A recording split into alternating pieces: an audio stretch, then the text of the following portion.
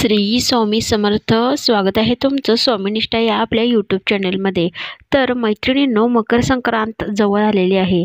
या मकर संक्रांतीनिमित्त आपण घरामध्ये हळदी कुंकू साजरे करतो.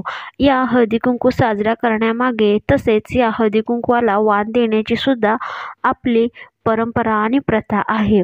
तर प्रत्येक महिला तिच्या कुवतीनुसार वाण देत असते. तर आपल्या बजेटनुसार त्याचप्रमाणे आपल्याला आवडेल असे कमी किमतीच्या, जास्त किमतीच्या, 5 रुपये, 10 रुपये, 15 रुपये, 20 रुपये अशापर्यंत मिळणाऱ्या ज्या वस्तू आहेत त्या वस्तूंची यादी मी इथं तुम्हाला दिलेली आहे.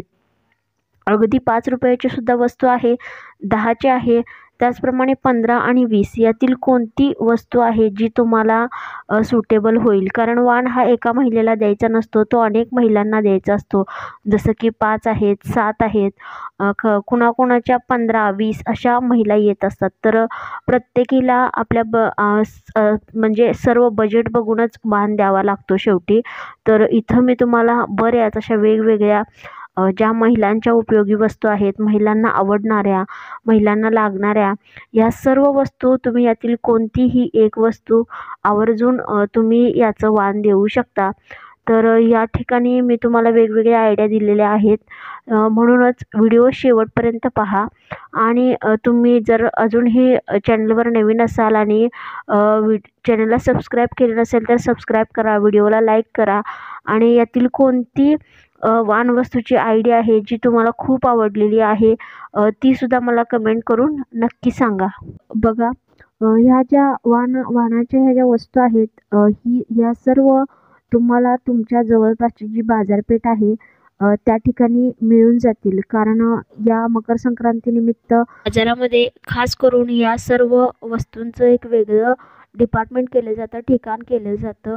तर तुम्ही कोठेही जा जिथं मेन मुख्य बाजारपेठ आहे तर त्या ठिकाणी तुम्हाला ह्या सर्व सर्रास वस्तू पाहायला मिळतील. 5 रुपयापासून, 10 रुपयापासून तुम्ही 1 डझन, 2 डझन अशा वस्तू घेऊ शकता.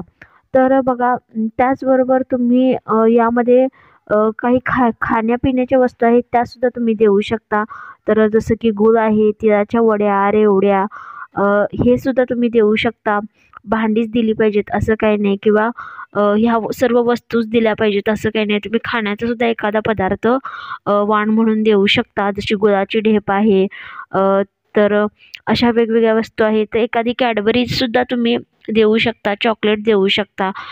अशा वेगवेगळ्या आयडिया आहेत, त्यातील कोणतीही एक युनिक आणि वेगळी आयडिया आहे ती तुम्ही देऊ शकता. तर प्रत्येकाकडेच अशी वाण देण्याची पद्धत असते असंच नाही. काही ठिकाणी फक्त गहू, बोरे, गाजर, ते ऊसाचे जे तुकडे करून घातलेले असतात ते असतं.